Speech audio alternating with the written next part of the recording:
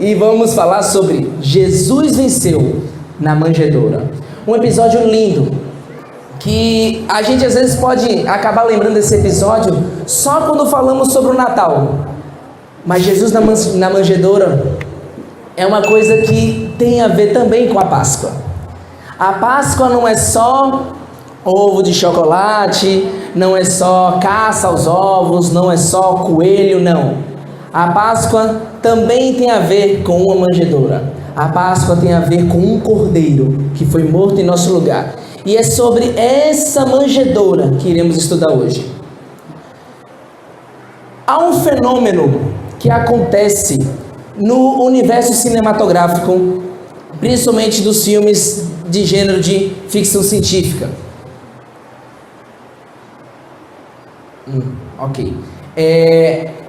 Que é a necessidade, às vezes, de um reboot. O que é um reboot, Paulo? Reboot é uma palavra inglesa que tem um significado básico de reinício.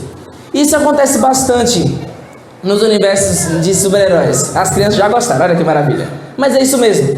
Acontece que vários personagens acabam tendo suas histórias muitas vezes contadas com atores diferentes por N razões. Por exemplo, temos o... Vamos lá, passa aí. Temos o Homem-Aranha, que teve recentemente um filme que os três apareceram. Tanto o Tobey Maguire, como Andrew Garfield, e o Tom Holland. 3 Homens-Aranha diferentes. Cada um contando uma história com algumas diferenças. E eles 3 puderam aparecer no último filme que teve do Tom Holland. E por que isso aconteceu? Bom, também isso aconteceu com outro herói conhecido, que é também o Superman.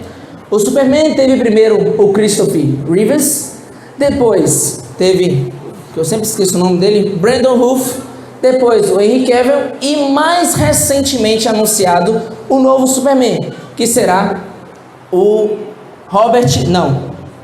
Jacob Elliott.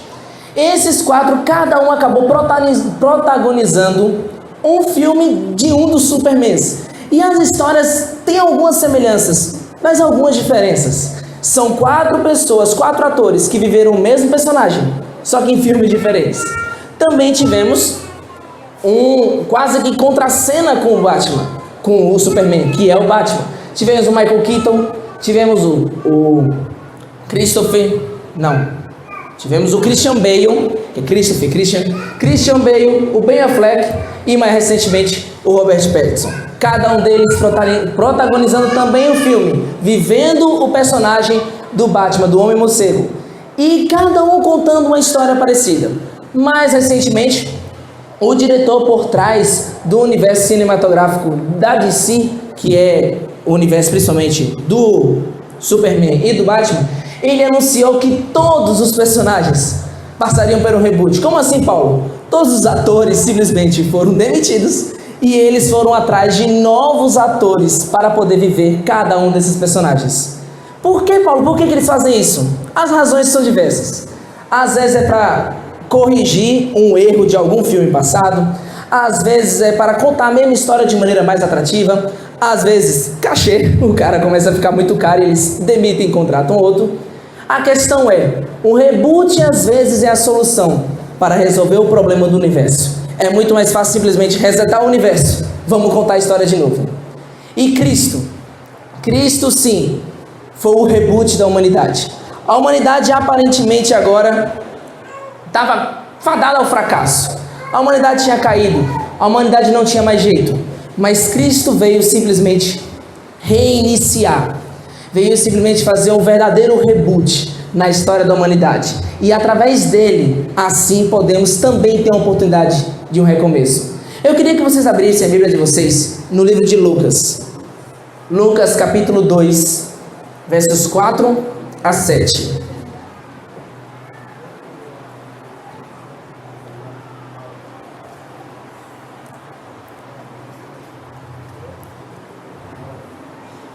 Lucas capítulo 2, versos 4 a 7, conta da história que é passada através de gerações, lembradas por cristãos e às vezes nem cristãos, mas que acham a história bonita. Mas essa história é mais que uma história bonita. É a história de como Deus realizou um reinício, um recomeço, protagonizou um recomeço para a história da humanidade. Lucas capítulo 2, a partir do verso 4 até o 7. Mas antes de lermos, vamos fazer uma oração? Querido Deus, estamos com a Tua palavra agora aberta em nossas mãos, Senhor. Pedimos a iluminação do Teu Santo Espírito para entender o que o Senhor tem a nos dizer através de Sua palavra neste momento. Pedimos que o Senhor esteja conosco, hoje e sempre, em nome de Jesus. Amém. Lucas capítulo 2, a partir do verso 4, olha como a história diz. José também saiu da Galileia, da cidade de Nazaré para a Judeia, a cidade de Davi, chamada Belém, por ser ele da casa e família de Davi, a fim de alistar-se com Maria, sua esposa, que estava grávida. Estando eles ali, aconteceu completarem-se-lhe os dias, e ela deu à luz ao primogênito, ao seu filho primogênito. Enfaixou-o e o deitou numa manjedoura, porque não havia lugar para eles na hospedaria. Essa é a história de um nascimento incomum. Percebemos uma história difícil de ser contada. Às vezes não, há escassez de informações a respeito do nascimento de Jesus. Nem todos os evangelhos se dão o trabalho de darem detalhes a respeito do nascimento de Jesus. Por isso, um dos evangelistas mais completos, talvez o mais completo em detalhes, é o evangelista Lucas. E ele conta pra gente essa história. Sabemos que um anjo, preste atenção como essa história é curiosa. Um anjo chega para uma jovem, provavelmente 18 ou menos, 16, 17 anos, os historiadores ficam nessa dúvida, mas ela era bem jovem. Essa jovem virgem, que estava noiva, e chega um anjo e diz que ela ficaria grávida, sem nunca ter tido relações com seu marido. Que história é essa? Foi uma história tão complicada que José, o seu noivo, teve dificuldade de entender, teve dificuldade de aceitar e a início rejeitou. A início ele não acreditou em Maria, mas o mesmo anjo que falou com Maria apareceu em sonhos para José, dizendo: não temas, realmente sua noiva está dizendo a verdade, e o bebê que está nela é fruto do Espírito Santo. Ele é o Filho de Deus. Isso é verdade. Então, ele desperta daquele sonho disposto. Agora eu acredito. Um anjo me falou, então agora eu acredito. O mesmo anjo que falou para ela, falou para mim, então tá tudo certo. E ele se casa com Maria e saem para essa viagem devido a um censo que o imperador da época pediu para levantar. Um censo era como se fosse, que nem acontece hoje também tem o nome de censo demográfico. Faz aquele levantamento de quantas pessoas estão vivas, a idade deles e principalmente para pagar os impostos. Então essas pessoas são chamadas para onde eles nasceram. Fazer essa viagem às vezes muito longa para poder se recensear. Bom, José e Maria saem nessa longa viagem. Maria já quase prestes a dar à luz e faz uma viagem em cima de um burrinho até a Judeia, a cidade. Agora até eu me confundi. José subiu da Galileia para a Judeia, para Belém, que foi a cidade, obviamente a cidade onde Jesus nasceu.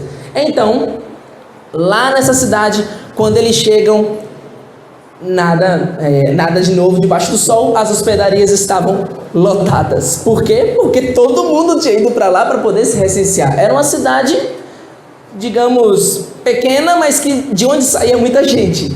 Então, José chega lá, provavelmente foi uma viagem demorada, porque Maria estava grávida, não dava para ele ir no mesmo pique que os outros que tinham ido antes dele.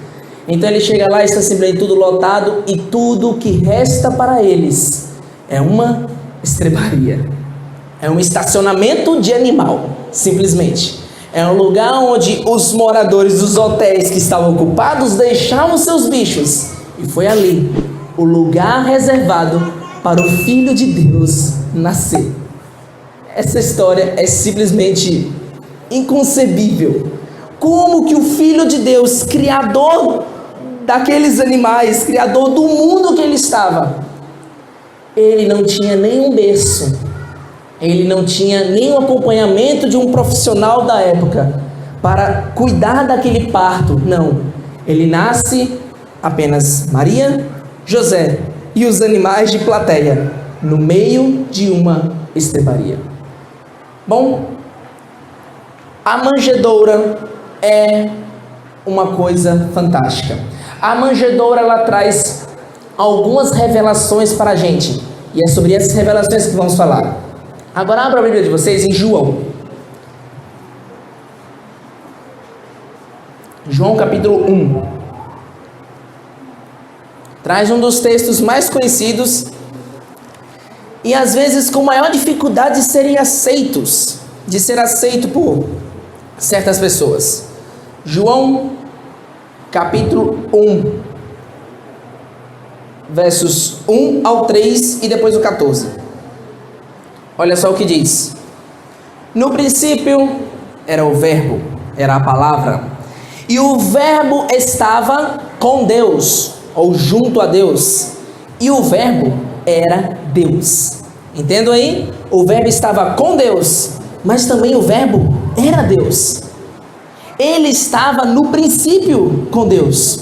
Todas as coisas, verso 3, todas as coisas foram feitas por intermédio dele, e sem ele, nada do que foi feito se fez. Vamos agora para o verso 14. Você pode se perguntar, quem é esse verbo? Não está tão claro para mim aqui, Paulo, quem é esse verbo? O verso 14, João deixa bem claro. E o verbo se fez carne e habitou entre nós, cheio de graça e de verdade, e vimos a sua glória, glória como do unigênito do Pai. Quem foi aquele que se encarnou e viveu entre nós? Jesus, o único que pode ser tão Deus quanto Deus Pai, aquele que Satanás quis roubar o posto. Esse verbo se fez carne e habitou entre nós. A primeira coisa que a manjedoura revela para a gente é quase um paradoxo. É quase um paradoxo. Alguém que é 100% homem e 100% Deus. Paulo, isso não faz sentido, quer dizer que ele é 200%? Não. Quer dizer que ele é mais plenamente possível no sentido da palavra de Deus. Ele é Deus no sentido mais pleno possível. E também é homem no sentido mais pleno possível. Apenas com a diferença de que ele não pecou. De resto, ele é um Deus perfeito e é um homem perfeito. Jesus é a perfeita harmonia da natureza divina e a natureza humana. Paulo, eu não consigo entender exatamente como que isso funciona. Graças a Deus, ele inspirou a sua serva Ellen White para explicar um pouquinho melhor como é que isso funciona. Repare o que ela diz. Por sua humanidade, Cristo estava em contato com a humanidade. Por sua divindade, firma-se no trono de Deus. Como filho do homem, deu-nos um exemplo de obediência. Como filho de Deus, dá-nos poder para obedecer. Isso que Jesus faz. Ele é a perfeita união entre o divino e o humano. Ele é o perfeito elo que te liga a Deus. Ele é aquele que pega o abismo gigante que o pecado fez entre você e Deus e deita por cima dele, e você pode agora atravessá-lo com segurança de que Deus pode te ouvir.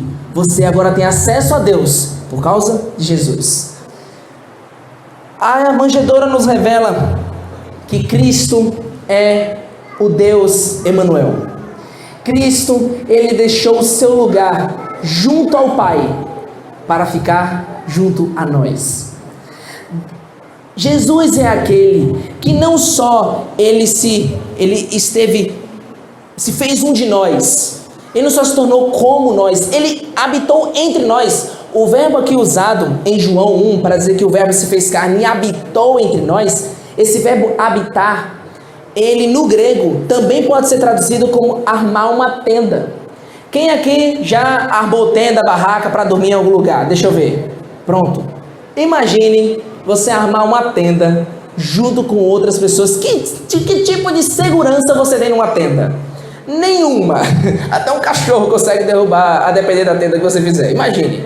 Mas Cristo armou uma tenda. O que significava? Intimidade. Ele não construiu um palácio e habitou entre nós. Ele não construiu uma casa e habitou entre nós. Ele não construiu um lugar no meio do deserto e habitou. Não. Ele armou uma tenda no meio de nós. Vocês lembram de alguma outra vez em que Deus armou uma tenda e habitou no meio do seu povo? Lá no deserto, lá com Moisés, quando Deus pediu: façam para mim um tabernáculo, uma tenda. É a mesma palavra para tenda no tabernáculo, é a tenda que Cristo armou quando Ele encarnou e viveu aqui entre nós. Cristo queria estar próximo a nós. Cristo queria e quis e se tornou como um de nós. Sabe o que é mais incrível? Cristo, Ele não só conhece a sua dor. Cristo não apenas sabe o que você está passando. Cristo sentiu a dor que você está sentindo. Cristo passou pela dor que você está sentindo. Por Ele ser plenamente Deus, seria suficiente, com certeza, longe de mim dizer o contrário, seria suficiente para Jesus apenas conhecer a dor que você passa. Seria o suficiente, Ele é Deus, Ele é totalmente onisciente. Mas Ele faz além disso. Ele não só conhece plenamente a sua dor, Ele passou plenamente pela sua dor. E Ele disse: olhe para mim, eu consegui. Você também, pelo meu poder, você pode conseguir. É isso que Deus nos mostra. É isso que Cristo nos mostra. Ele é a perfeita pessoa da divindade que se relaciona com o ser humano. A outra revelação que a manjedoura nos faz é de quem nós somos. Ela nos aponta que tudo isso foi nossa culpa. Cristo largou a glória eterna do céu, um lugar de majestade junto a Deus, para armar uma tenda, se fazer essa carne e habitar entre nós, por amor a você. Isso era o que era necessário para Cristo poder nos redimir. Todo esse sofrimento, tudo que Ele causou, tudo que Ele sofreu, foi por causa de nós. A manjedoura revela o nosso pior lado. A manjedoura revela quão podre nós somos, a ponto de ser a causa do sofrimento do Filho de Deus. Mas não fique triste. A manjedoura não só nos revela o nosso pior lado, mas ela também revela uma comparação entre os nossos desejos e os desejos de Cristo. Enquanto nós naturalmente apenas desejamos o mal, e se você se enquadra nisso, você é um ser humano normal, Jesus apenas desejava o bem. E Ele foi o único ser humano que foi capaz, é capaz e seria capaz, depois dele nunca virá outro ser humano, que apenas sentiu a vontade de fazer o bem. Jesus, Ele sempre teve a opção de pecar. Entenda o que eu estou dizendo. Jesus também era dotado de livre-arbítrio. Ele sempre teve a opção de pecar, mas Ele sempre escolheu não pecar. Ele foi o único ser humano que, tendo em vista o bem e o mal, sempre escolheu o bem. Essa é a diferença de Cristo para nós. Ele mostrou que é possível. Ele mostrou que é uma questão de decisão.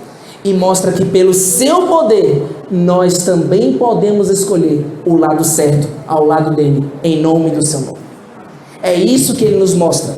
Ele mostra que apesar de termos a opção de fazer o mal, pelo poder dele, nós podemos ter a opção de fazer o bem.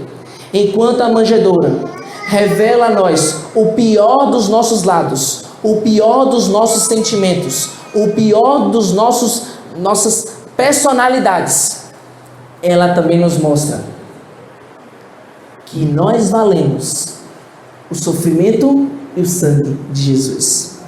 Você pode ser péssimo, você pode ser o pior pecador possível, você pode ser a pior pessoa do mundo, você pode ser aquele que está envolto na pior lama do pecado, mas saiba que você vale o sangue e o sofrimento de Jesus. No nome, no sofrimento e no sangue dele, nós podemos ser mais que vencedores. Qual é a sua reação diante disso? O que você pensa ao perceber que você vale o sangue de um Deus? Você vale o sangue do único Deus. Você vale o sangue de Jesus. Ele te comprou.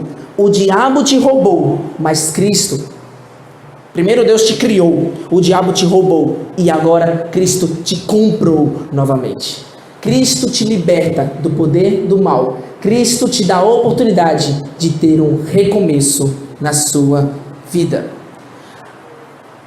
Tanto a pureza quanto a humildade de Jesus pode nos levar a duas reações: aceitá-la ou rejeitá-la. Podemos olhar para Jesus, um ser tão puro, um ser tão humilde, e dizer: eu não posso fazer outra coisa a não ser aceitá-lo como o único Senhor da minha vida. Ao mesmo tempo que podemos olhar para sua pureza e humildade e dizer: eu nunca posso ser isso. Isso está totalmente fora do meu alcance. Isso não pode ter sido real. Eu não acredito que ele existiu. Eu não acredito que ele foi isso. Eu não acredito que ele pode me tornar como ele. Duas reações. O mesmo estímulo, duas reações. Qual será a sua decisão? Olhe para a humildade e a pureza de Cristo e perceba o que um dia você poderá se tornar. A outra revelação que a manjedoura nos revela, a outra revelação que a manjedoura nos dá, é de como Deus nos salva.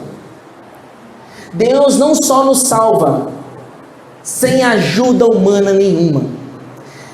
Deus não precisa de nada da nossa ajuda. Nada do que possamos fazer é válido para a nossa salvação. Nada do que fazemos nos torna mais merecedores da nossa salvação do que qualquer outra coisa que a gente faça. Não tem essa. Nós não temos mérito nenhum na nossa salvação. Cristo, ele é capaz de nos salvar sozinho, sem ajuda de ser humano nenhum. É isso que a manjedoura nos mostra. Um nascimento milagroso, sem ajuda de ninguém. Do nada, Maria se achou grávida pelo Espírito Santo. Ela não fez nada, José não fez nada. Apenas Deus colocou o seu próprio filho no ventre daquela mulher e fez o trabalho todo sozinho. É assim das mesmas maneiras, da mesma maneira com a nossa salvação. Não são as nossas boas obras capazes de nos salvar. Não são as coisas boas que fazemos na nossa vida que nos torna merecedores da graça de Cristo. Não. Nós não fazemos boas obras para sermos salvos. Nós fazemos boas obras porque já fomos salvos. As boas obras não são a maneira de comprar o nosso lugar no céu. As nossas boas obras não são a maneira de barganharmos com Deus. As nossas boas obras, ou pelo menos o que a gente tenta fazer de bom, é uma tentativa de agradecer a Deus por tudo que Ele nos fez. Senhor, o Senhor entregou a sua vida no meu lugar. Deixa eu tentar fazer um pouco do que o Senhor pede. É isso que Deus quer. A sua tentativa de fazer um agradecimento em vista a tudo que Ele fez. A manjedoura também nos mostra que Cristo nos salva como uma doação. A salvação não é uma recompensa em alguns sentidos da palavra. Às vezes, a conotação da palavra recompensa dá a impressão de que fizemos algo por merecer. Por isso eu prefiro tratar a salvação, a Bíblia trata a salvação como um dom gratuito de Deus.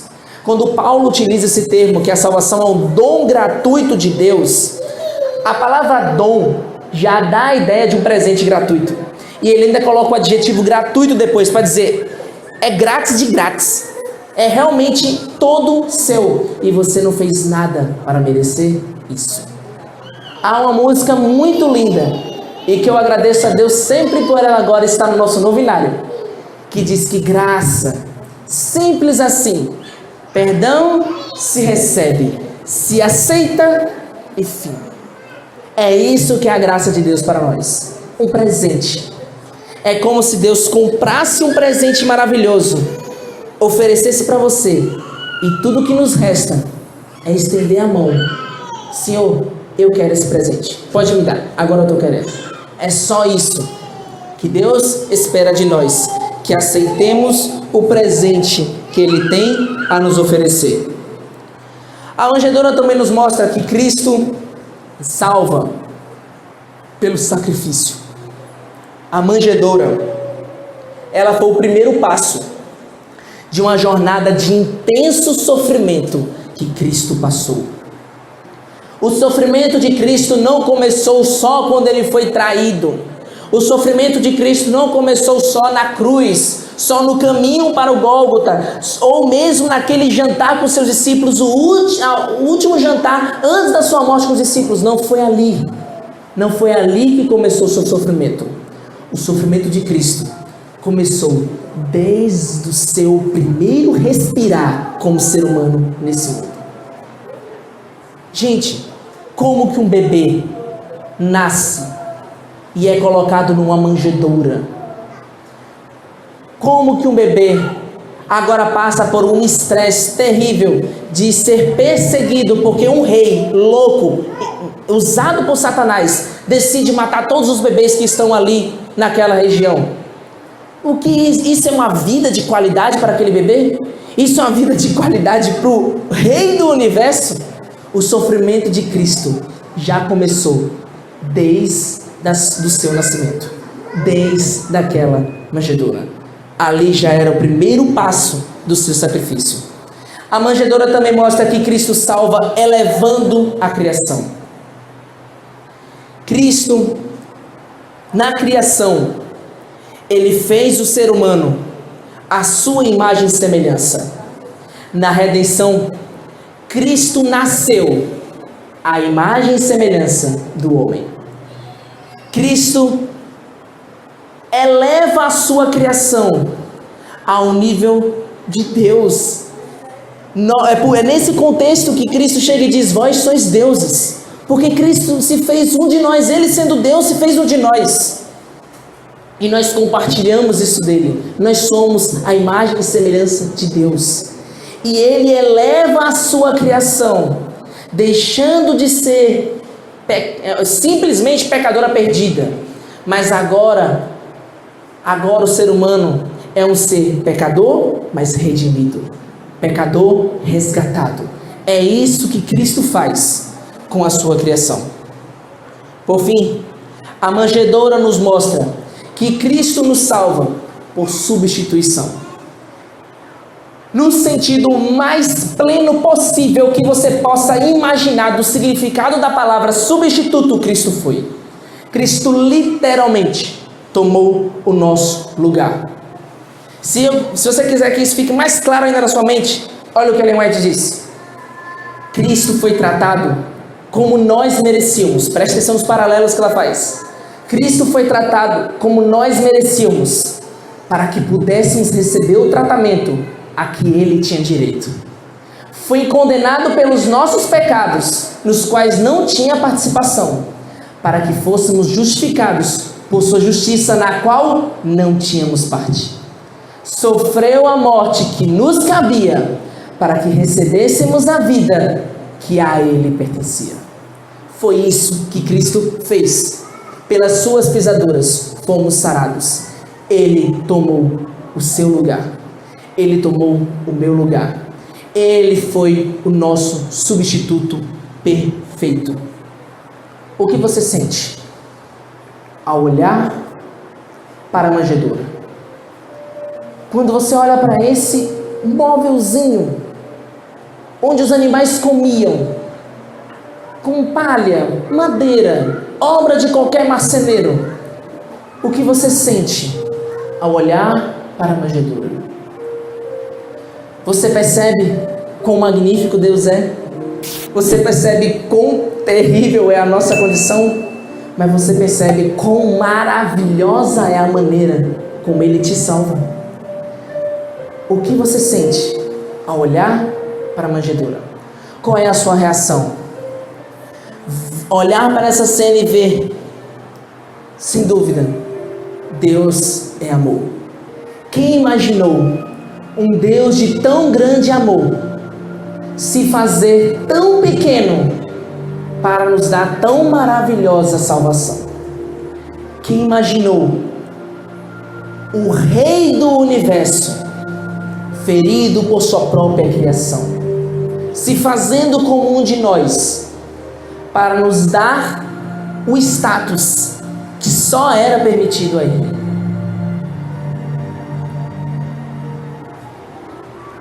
Cristo te oferece a oportunidade de recomeço. Cristo hoje te oferece uma nova vida. O nascimento de Cristo marcou o início de uma nova era. O nascimento de Cristo dividiu a história da humanidade em antes e depois. O nascimento de Cristo marcou o reboot da humanidade. Mas Cristo não quer que o seu nascimento, que a sua encarnação, seja apenas um reboot, um recomeço da história do universo, da história da humanidade. Não. Ele quer ser o recomeço da sua vida. Ontem nós aprendemos que Cristo nos liberta da pior prisão que possamos estar presos. Ele nos liberta da cadeia mais pesada que o inimigo pode colocar nas nossas mãos. Ele nos liberta totalmente disso de maneira plena. E além disso, Ele está disposto a te dar uma nova vida. Cristo não só te liberta e te joga no mundo. Pronto, agora você está liberto, você se vira. Não. Cristo te liberta e te dá uma oportunidade de uma página em branco, de uma vida, uma nova vida aos pés dele. Eu vou cantar uma música nesse momento que fala que quem poderia imaginar que Cristo faria um sacrifício desse? Quem poderia imaginar que Cristo faria todo esse esforço para salvar uma raça caída, uma raça derrotada? Quem imaginou tão grande amor? Se você está disposto a imaginar, a pensar nesse amor, a imaginar a manjedoura, ao pensar sobre o que ela significa para você, e se você decide aceitar a nova vida que hoje Deus te oferece, em nome de Jesus, eu queria que no meio da música você se colocasse em pé e dissesse: Senhor, eu aceito a nova vida que o Senhor tem a me oferecer.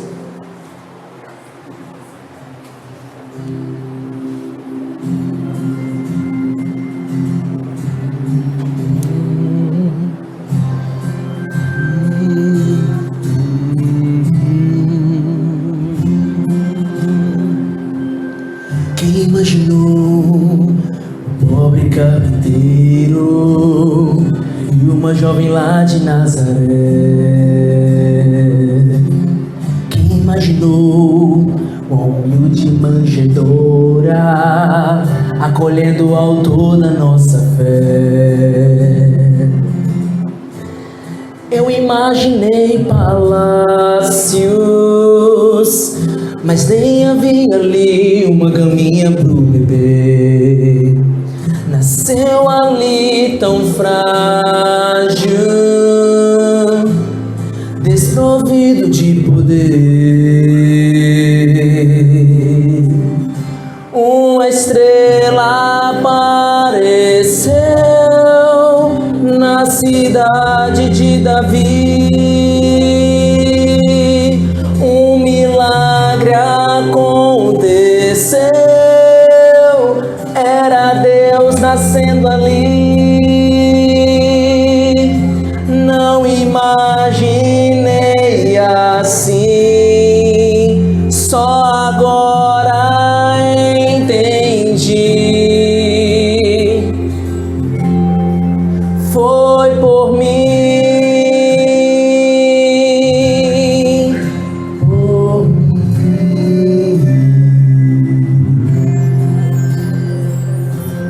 Quem imaginou uma coroa de espinhos e pregos rasgando as suas mãos? Quem imaginou o Criador do universo, ferido por sua própria criação? Quem imaginou o amor tão verdadeiro, o nosso Salvador morrendo no madeiro?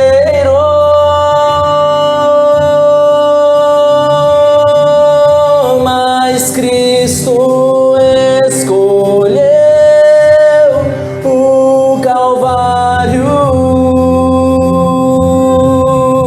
e ninguém apareceu para salvá-lo. Não imaginava assim, mas agora entendi. Foi por mim.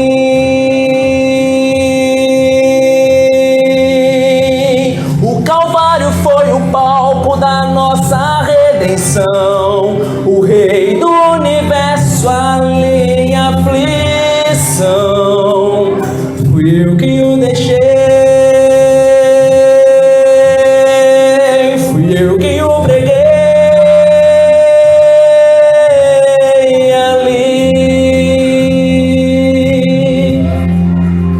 Mas Cristo escolheu o Calvário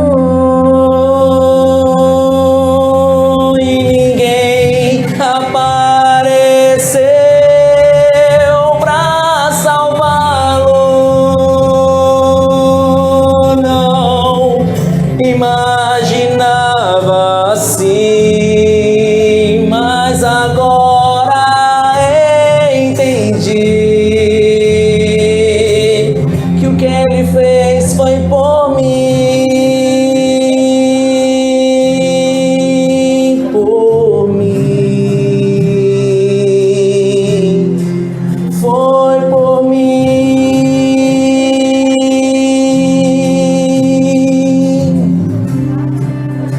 e por ti.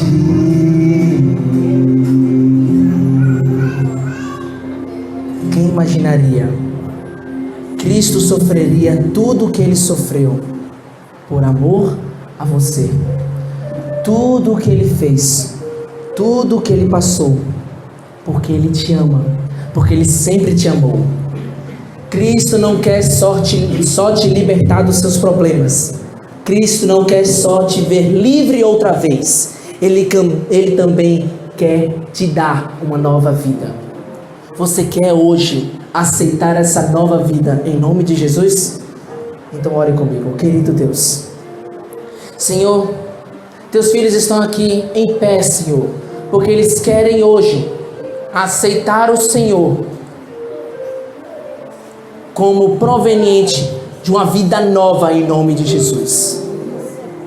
Eles estão aqui em pé, Senhor, porque eles admitem que eles precisam ser libertos dos seus problemas e precisam de uma nova vida plena no Teu nome. Senhor, Teus filhos hoje pedem a ajuda do Teu Santo Espírito para que possam ter uma vida plena e nova, com um total reboot na vida delas, que só o Senhor pode permitir. Senhor, nos dá um verdadeiro recomeço, o verdadeiro ponto da virada no nosso coração. Nos faz perceber quão dependentes somos de Ti. Nos faz olhar para a manjedoura e ver, Senhor, muito obrigado por tudo o que o Senhor me fez. Pedimos que o Senhor nos acompanhe em paz aos nossos lares. Abençoe a todos aqueles que vieram e aqueles que não vieram, Senhor. Que o Senhor também esteja no coração deles. O Senhor sabe o motivo. Que eles possam vir ainda nas últimas noites que faltam. Que o Senhor possa trabalhar constantemente no coração de cada um de nós. E nos traga amanhã para descobrir mais ainda outras vitórias que o Senhor teve no teu período de ministério aqui na terra. É o que te pedimos e te agradecemos. Em nome de Jesus. Amém.